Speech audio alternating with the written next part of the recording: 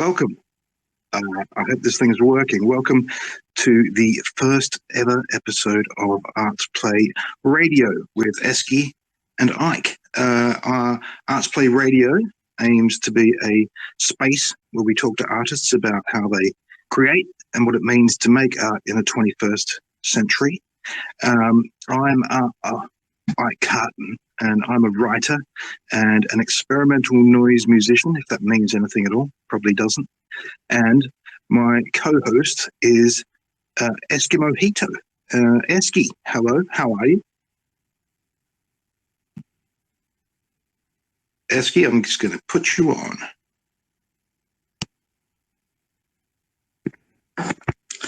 Hey, how are you all doing? We are well, my friend. How are you? I'm all right. Sorry, I don't know if you heard me. I was wrestling with a cat. As ridiculous as that sounds, like the cat just wouldn't leave me, so I had to run out to another room. But I'm all right, man. I survived. How are we?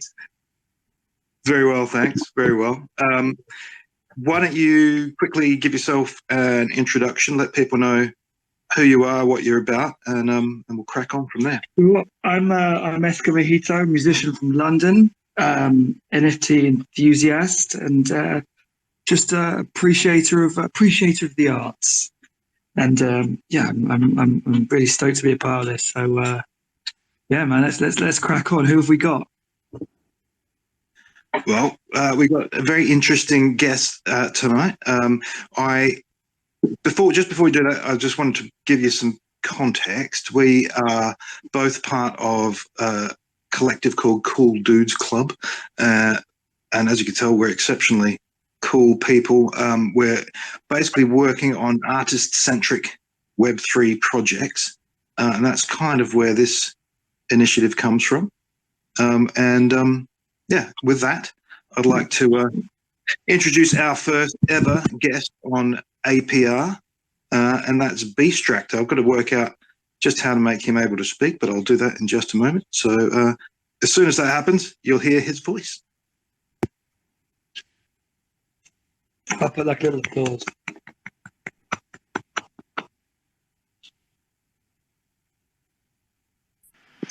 All right.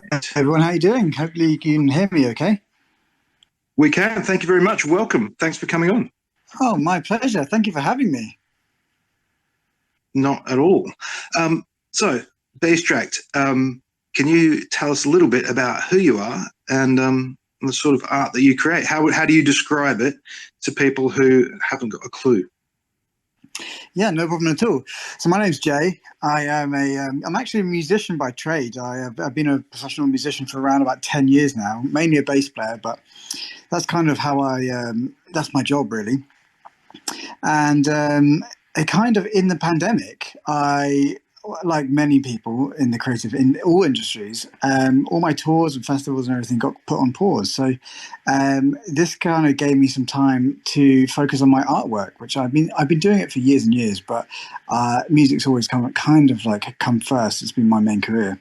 So my art in general is quite abstract, but it has a few different styles. I incorporate my music in some of it. I do derivatives. There's so many different little styles I have, but I would kind of mainly say it's abstract work. Excellent. And sorry, Eski, you were going to say? Yeah, no. I mean, I've been we've been fans of your work for. It seems like ages we've been organising this. So I'm really happy to have you. Be speaking to you. Yeah, but I've been like tripping out on your work all week. I'm just totally bowled over by how prolific you are. Like, where does that come from? That's incredibly kind. Thank you very much. I don't know how to answer that question. The stuff I've been releasing this week actually it's actually been my new stuff, which is kind of. I've been working towards it for months. In fact, I've been trying to find this style for years. You know, I've got like an abstract style, which I really like, but the new stuff which I incorporate music and animation and everything, I feel like I finally found my kind of unique style. So the stuff that I'm doing at the moment is really, really, I just love it. it's one of the things we've talked about actually is the way this sort of experimentation in Web3 gives artists a chance to sort of find their style. One of the things that my wife is safety first, and she has found in the past that just trying to find a way to work out what it is that you do is one of the trickiest things for artists. Is that your experience? Absolutely. I have to say, I've been working with Safety First recently, where I'm not sure, well, we can say it now, we're doing a collaboration together, and it is incredible. Safety's work is unbelievable. So everyone needs to go check out her. Oh, I can't believe it. It's so good.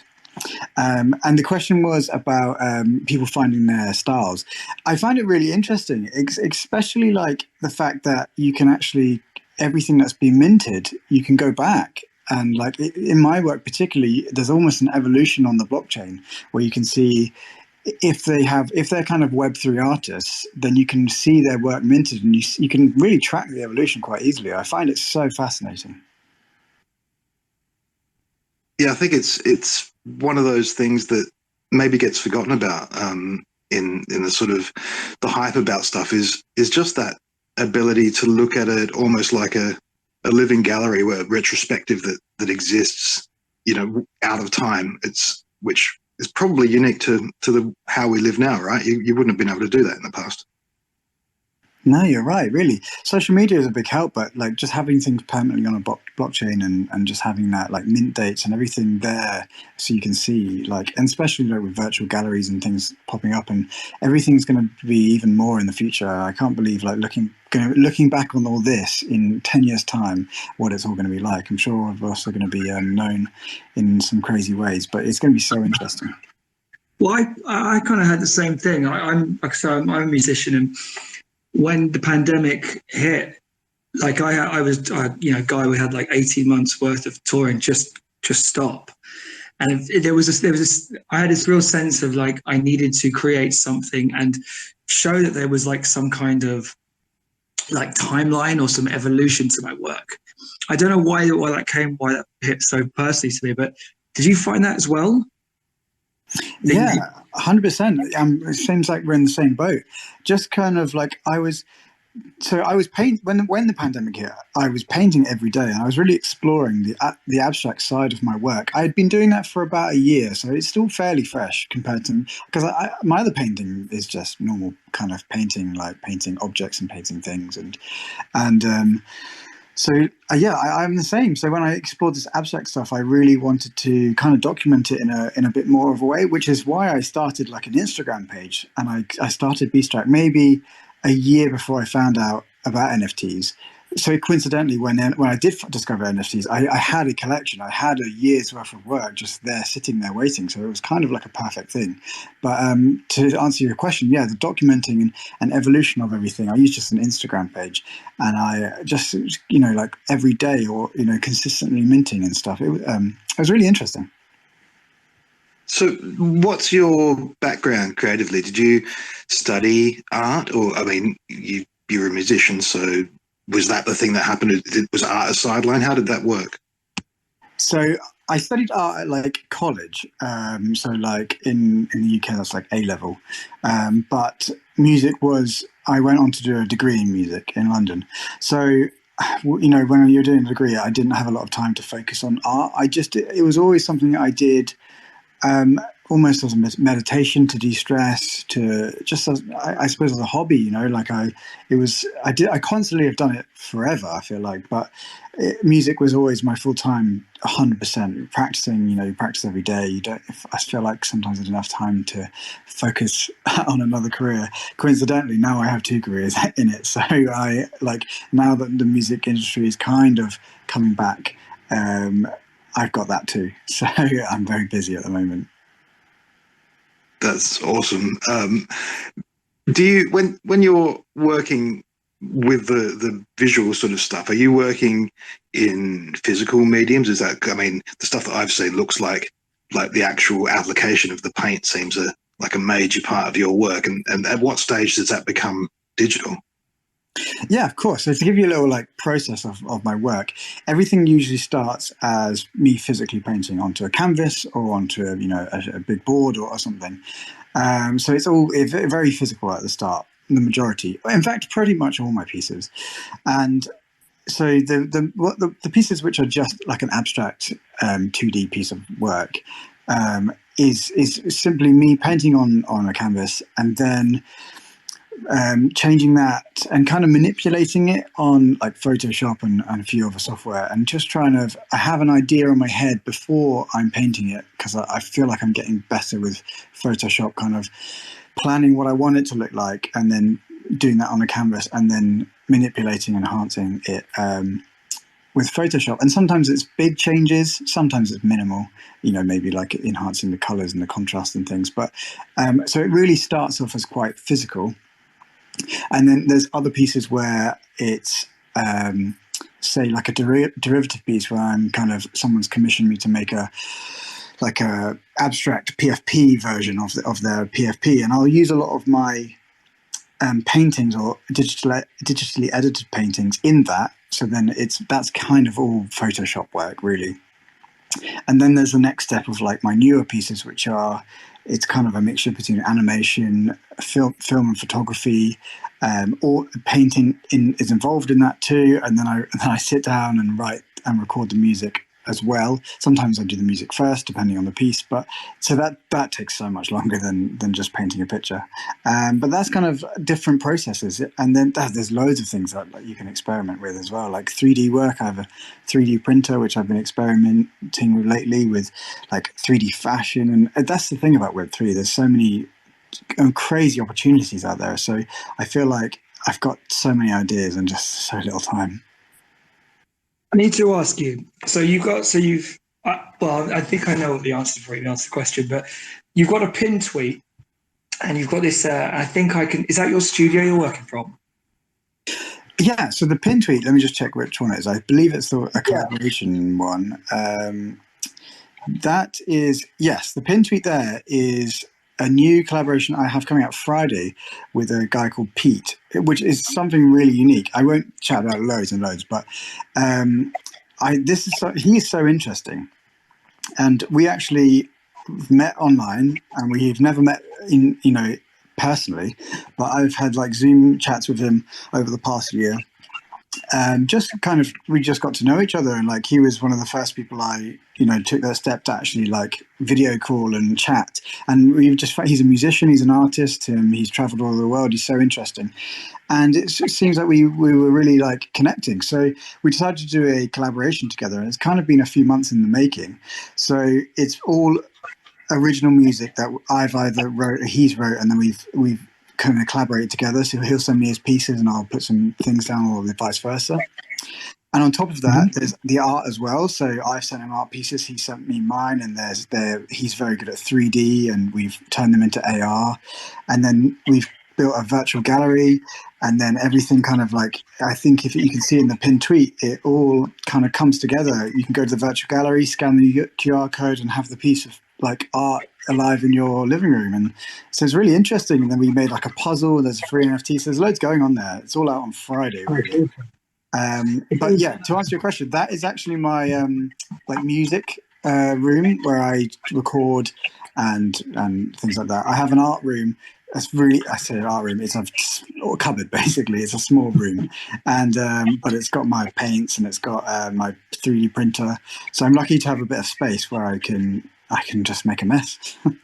Well, I was going to ask you next. I mean, you've got all those instruments there. Do you feel that you have to literally lock yourself away with one, with one medium, or can you, I find it incredibly hard not to be distracted and just kind of pick up a bass and just be like, okay, let's do this tomorrow. Like it's very focused, your work. And I'm saying, like, do you ever have to separate yourself from music, or can it just be just a full on all things at once type of deal? If that makes any sense.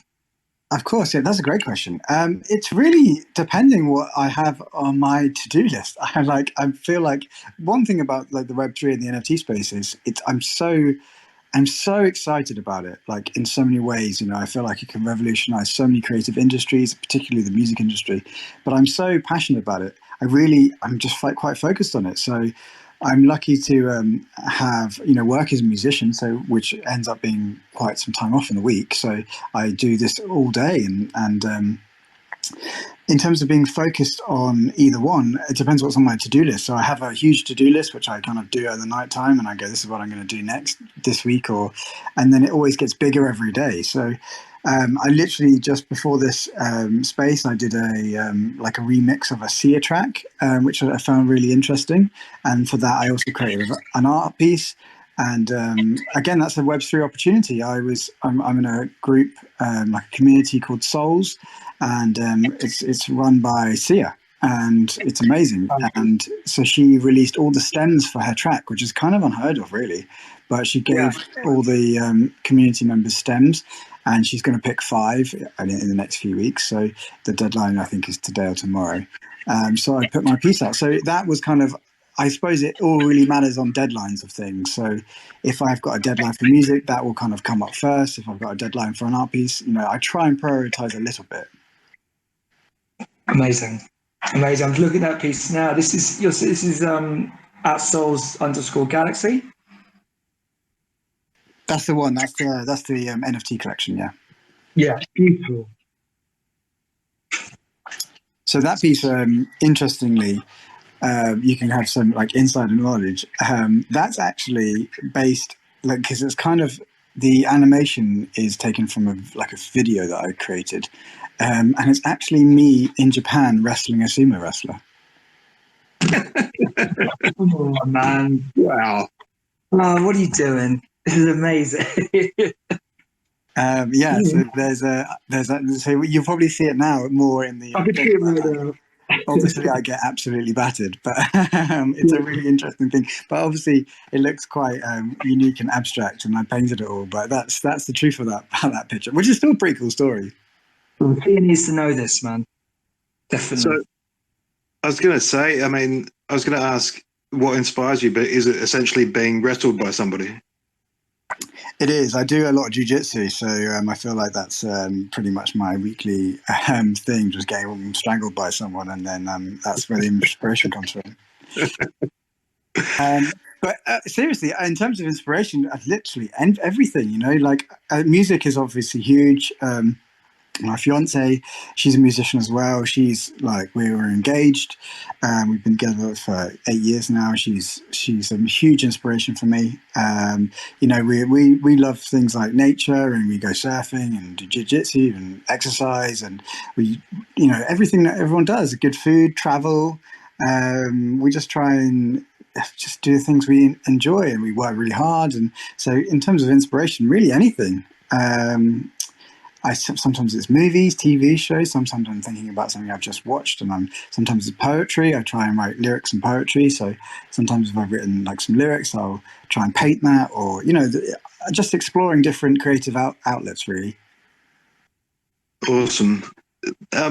So what, in terms of like on a real sort of practical sense, when you're working, maybe specifically on the visual arts kind of side of things, are you working in silence? Are you listening to music while you work? And do you sit down and work all day, or do you know, work when inspiration hits you? How does your process work in that sense? Yeah, that's really interesting. I kind of flick between 2 mindsets, really. I feel like inspiration can just hit you anytime. So I have like, thank God I have a phone. So like, if it's something musical, I'll hum it or record it. Or if it's something art visual, I've got a concept or an idea or something, I'll write it in my notes straight away. You know, if I'm in the shower, I'll get out of the shower and I'll grab my phone and write it down because otherwise I'll probably forget it. So I feel like that happens anytime, anywhere. Sometimes I'll be even having a conversation. I'm so sorry, I got to just write this down. So that's kind of, I feel like inspiration can come anywhere.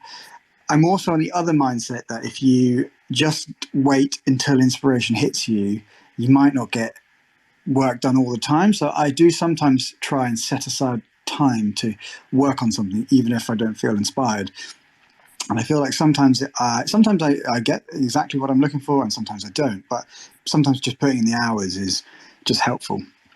So in terms of like painting a piece, I'll sit down.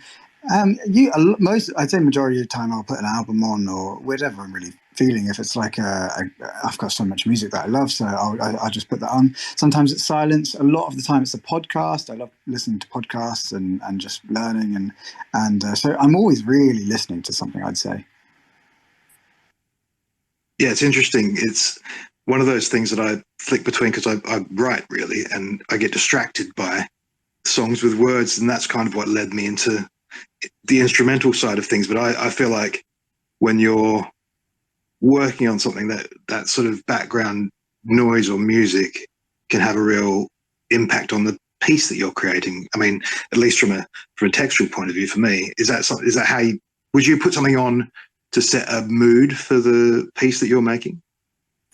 Yeah, essentially. Sometimes I have an idea. Sometimes I'm literally trying to paint the song. Like sometimes that's the inspiration. If I'm stuck for inspiration, I'll put a track I love and see if I can paint it, or what's that's thinking, what's the imagery of the lyrics, etc. If it's something that I'm writing, I'm probably the same with you. I feel like I'll get distracted by the words. So I do loads of like guitar instrumentals and even bass instrumentals and things. So it always ends up being kind of like Kings of Convenience like style Spanish-y acoustic-y stuff. It seems to help when I'm writing things. But yeah, in terms of painting, I'd say it doesn't. I don't let it distract me too much. But maybe maybe there needs to be a case study, like pieces without music and pieces with music, and see if people can. It'd be interesting if people could spot the difference. That would be interesting. Yeah, absolutely.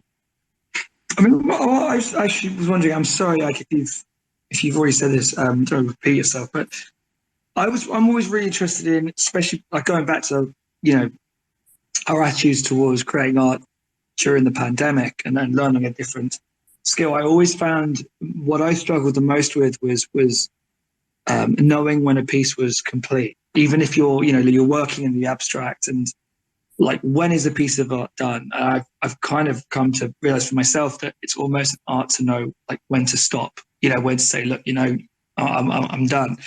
I was wondering if you could speak to that, or if you could speak on that, in regards to your own paintings here, and also if I can somehow pivot into like how does that work with your everyday life? Do you give yourself this kind of finite time I'm going to create now, or is it like do you lock yourself away in a room and say I'm not going to speak to anyone, or is it kind of a back and forth? Two great questions. So the first one about knowing when an piece of art's done, that's an interesting. That's hard, kind of harder to answer. But the short answer is I've been in this band for 10 years now. The band's called Lloyd Yates, and it's like a folky band. So we've played all over UK and Europe and everything. But the one thing that hasn't happened is we haven't released our like debut album, because the singer, whose name is Lloyd Yates, he's one of the best songwriters I've ever worked with, and he probably has 7 albums worth, and they're all great. And I mean, he's released EPs. Well, we've released EPs, and they've been done very well. But he's such a perfectionist, and he doesn't know when to release it. He doesn't feel like things are finished, even if the rest of the world does. So I've kind of learned from him that if you just keep things can always change and improve. Like, I mean, after 6 months of you changing, your piece of art would change, and it would never be done. So I'm kind of like I was like, this is when I guess it's a feeling. I just go, this is when it's done. It's sometimes I mean, like a mix this evening, I went back and forth for that for ages, because I'm kind of hearing new things, and then it's just like, but then I could spend days, weeks doing this one mix or doing this one piece of art, changing strokes, and I wouldn't get anything done. So I try and be quite strict with myself when I feel like it's done or I'm happy with it. If it's something that I would have on my wall or listen, if I personally would do it, then that's kind of good enough for me. So that's kind of, hope that answered that question a little bit. And I have to remember the next question you asked. No, go ahead.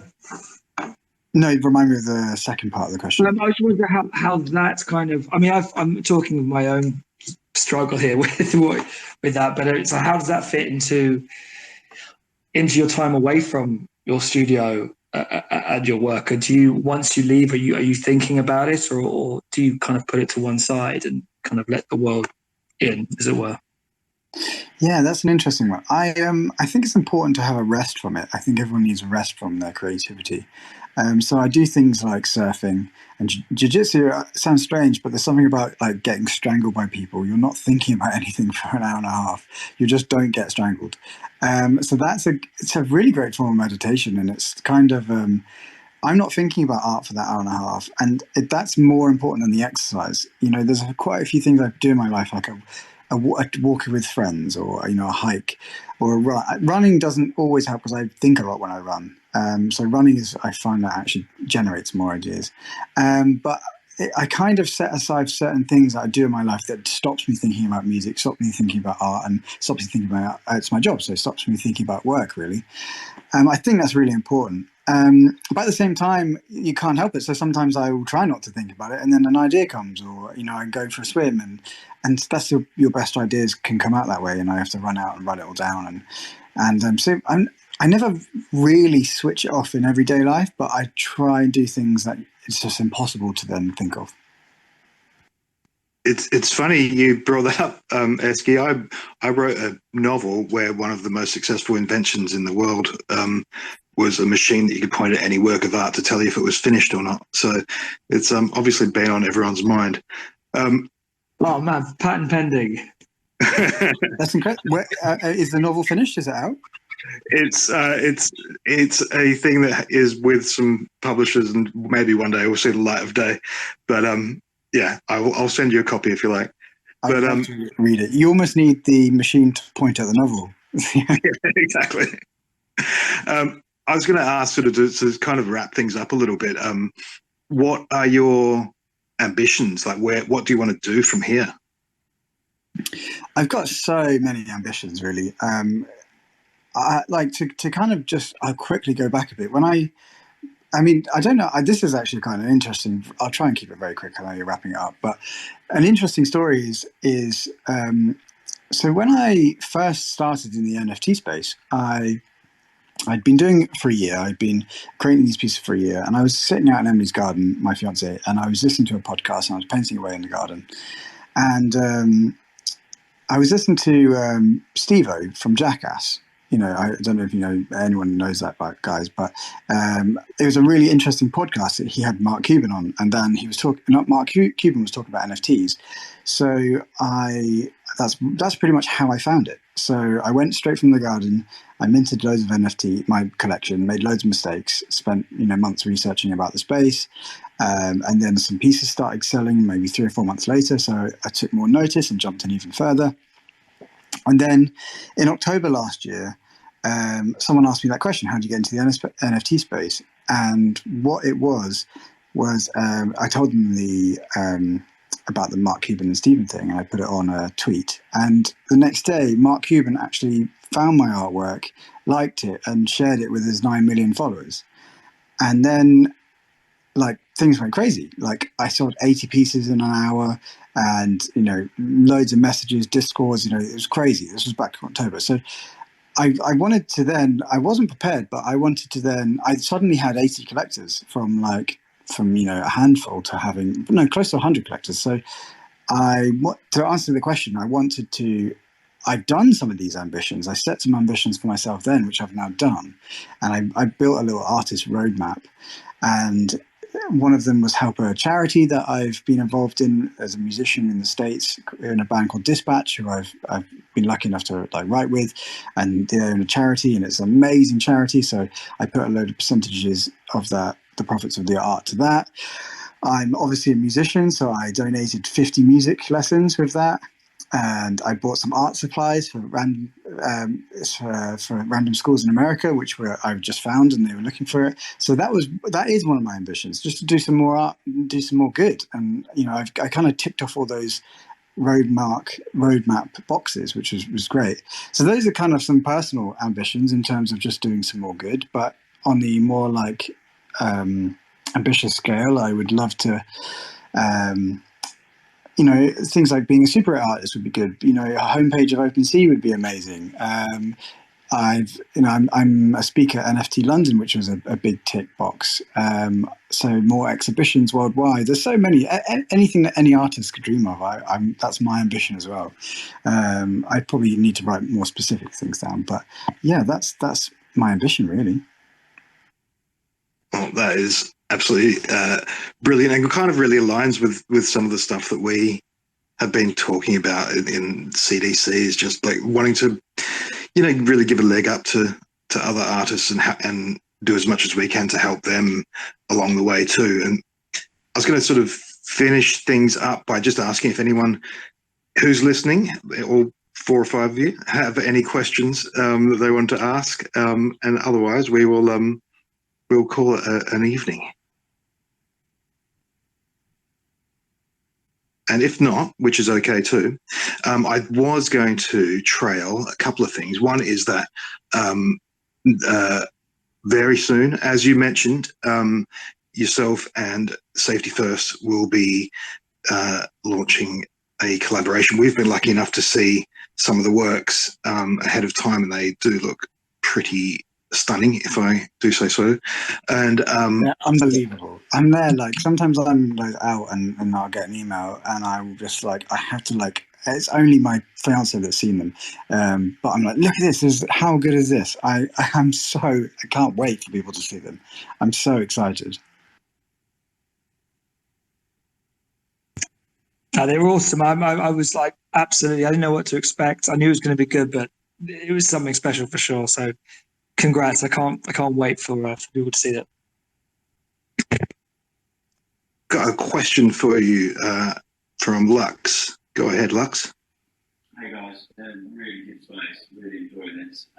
It's been absolutely fascinating to get insight into the can't hear it. The mindset. One quick question, just been a lot of sort of teasers of pieces. I'm just wondering if there's any out from when you're going to drop some of those. I think I heard it. It was a little quiet on my phone. I think you said about the new pieces that have been releasing. You were wondering like sort of a time frame. Let me know if that's not the question. I'm pretty sure you're right there. Yeah, of course. Yeah. So, you liked one of the pieces, the first piece actually, which was a picture. I'll have to bookmark it somewhere. It's a piece which I created of it looks like a woman dancing, and it's within my abstract artwork, and it has a track that I wrote and recorded with Emily, and that was the first concept piece. So I've got quite a few of them now. In terms of time frame, the one thing I'm just working on at the moment, which is in the biggest part, like new things pop up all the time, but myself and Emily, who is my fiance, we have a songwriting collection, and it's a big thing, but it's like 100 tracks we've been doing with all pieces of artwork based on that. So I'm just kind of focusing on that a little bit, and I'm still creating those pieces, my personal pieces. So I'm going to do the songwriting collection first, which I'm hoping will be out next month, at least in time for the NFT London, because that's what we'll be talking about. So hopefully we have things ready by then. In terms of my personal collection, I'm really just kind of gauging. It's hard. I'm really doing everything on my own. Like I'm doing my social media, my marketing. I'm running my Discord. I'm doing the music. I'm doing the art. It's a lot of work. So these are basically. I'm so proud of these pieces. More, if I'm honest, more proud than I've probably ever been with my work, and I really want to release it right. Not that it has to. I'm not expecting to sell out all these amazing things, just release it in the right way. So I've been researching about like Manifold and using my own contract. I've been talking about with marketplaces and galleries, and just to give it kind of the attention it deserves, really. But the good news is that like I can give people like you, Lux, like the first see of everything. I can you can even purchase it before it goes public. I'm so easy. It's not like it's not about making like millions and millions of pounds. It's just I'm so proud of this work. I need to get it out there. So in terms of time frame, I hope definitely before the end of the year. I'm wondering whether it's a good idea to release it in stages. What marketplace? I've been in talks with a few of the marketplaces, potentially to get a homepage feature, which would be incredible. So we'll kind of see what happens. That's never a guarantee, but we'll see what happens there. So yeah, I'm just really just finding out the details. But the good thing is I can share it to you personally. I can send you everything and see which ones you like. And but I really, really appreciate you and taking such an interest in it. It means the world. Got another question there from Stephen. Stephen, did you want to ask something? Yeah, hi guys. Good evening. I just wanted to say I'm a collector, and I'm sort of new to this space. And I just want to say, Ike and Lux, thanks ever so much for helping me burn my first 9 pieces today, because that was the first time I've actually sort of interacted with the contract on Everscan. I'm part of the Cool Dude Club, the token that we've got there. And I just found this conversation very, very fascinating. And I look forward to following some of the artists and hopefully picking up more of the pieces. Thanks very much. How are you finding the space, Stephen? Did you say you're fairly new to it, or have you been doing it for a while? Yeah, I'm fairly new. I'm based in Moscow, Russia. My son's at university in Amsterdam. And we decided to get into NFTs in about February with another member of the Cool Dudes Club, actually, a guy from India who's a close friend of ours. We used to be together in London. And so we started looking for projects, and it's like everything. You start, you pick a few, they sort of die. You get rug pulled and everything, and then you work out that actually at the end of the day, less is more. You try to find the ones that actually appreciate the art and the artist behind them rather than the hype. And so what we're doing at the moment is we're really being more selective and trying to find artists, first of all, that we feel are building a good community, have got a good spirit there, that are focusing on the art as a utility rather than all the other stuff going around. And I've sort of avoided now all the 3 giveaways and being concerned about putting my wallet out there and everything. And we're pretty much safety first in terms of our approach, making sure that we've got all our assets safe, and just trying to learn a lot more about it as we go, but improving day by day, week by week, and find it very fascinating actually. And I do love the artwork, and there's some projects that I'm in that feel very privileged to be in and part of the community. Amazing. It sounds like you kind of went through most people's journeys. I'm similar to you, been involved in rug pulls and the completely everything. But it sounds like you've had a great journey. But I mean, my DMs are literally always open. It sounds like February, you're probably a veteran by now. But just chuck me a message if you just want to chat, basically. Yeah, no, thanks so much. I mean, my DMs are actually completely closed from purely from a safety point of view on Discord. I'm also, we've got Twitter, Instagram, and Facebook banned in Russia because they've been nominated as a terrorist organization. So that means the only way I can join you guys is on a VPN. Fortunately, OpenSea and Discord are working absolutely fine. And also Binance works very well. You can do a lot of PFP trading on Binance, so at least I can get Ethereum mainly to actually then do trading, because the banks are pretty much not operating. They've all been sanctioned.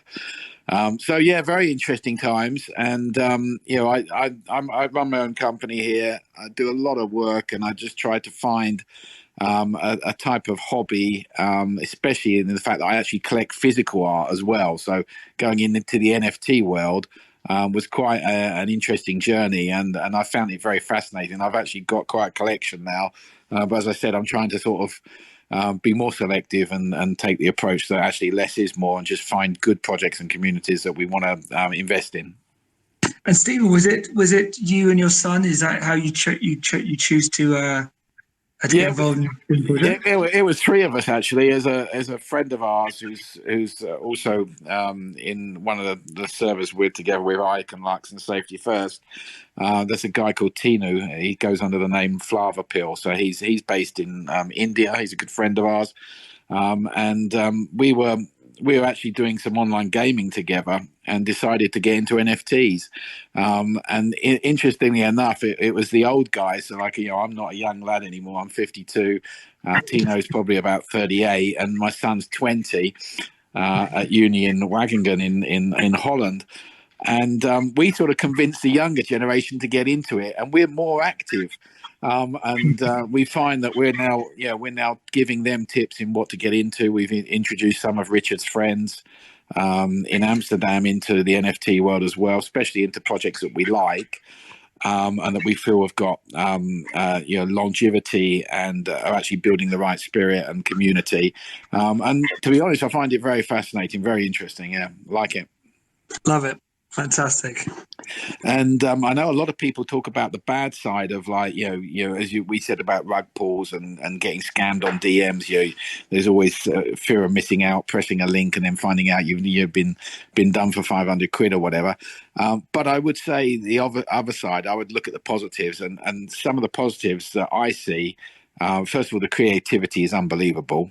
I think it's amazing what people do. And actually, someone like myself who's never drawn in my life have started to actually download drawing programs onto the iPad and the Apple app from the Apple Store, and actually starting to draw something. Richard's creating NFTs at the moment, which is great. So the creativity is fantastic, but more than that, what I have found is the community is very strong. And you quickly, especially on Discord, I found Discord to be a really fantastic platform. And I find that if you're in the right community, the trust that is built up very quickly between the moderators, developers, and the community, so the ones that actually stick around and engage, is really good. It's you really become friends, even though you've never met them physically. And I find it really interesting. And I think it's a really strong bond. And I think that's really great. No, for sure. I think what I find fascinating about this is like you're saying that you started creating your own art. This the sense that of empowerment that it gives to each person. I think it's absolutely phenomenal, and I think it's a beautiful thing. I really when you start something new, especially online. I don't know why it's always online, but you start something new, people are they kind of. It's not so welcoming, So, but it's wonderful. It's wonderful that you found a space, and it's awesome you're creating. I really hope to see some of your work soon. Well, yeah, I'm not sure. You probably want to see mine. You might want to see some of my son's work. He used to be quite a good painter, actually. In terms of physical painting, so he's actually quite good at it. But we do find it fascinating. It's a good way to keep in touch. A good way to learn as well. I find it very important to make sure you get something new out of every day, whether that's in business, whether it's in hobbies or in life or in general. And I have found the space very interesting. Yeah, very rewarding. Well, we really appreciate you joining us tonight as well, Stephen, and BStract Jay. Thank you so very much. You mentioned NFT London. We are going to be there on the 4th in a pub, I believe. We're going to organise a get together for any Cool Dudes Club affiliated folks, artists, and the interested, and we'll give priority to any emerged token holders who are in town for that.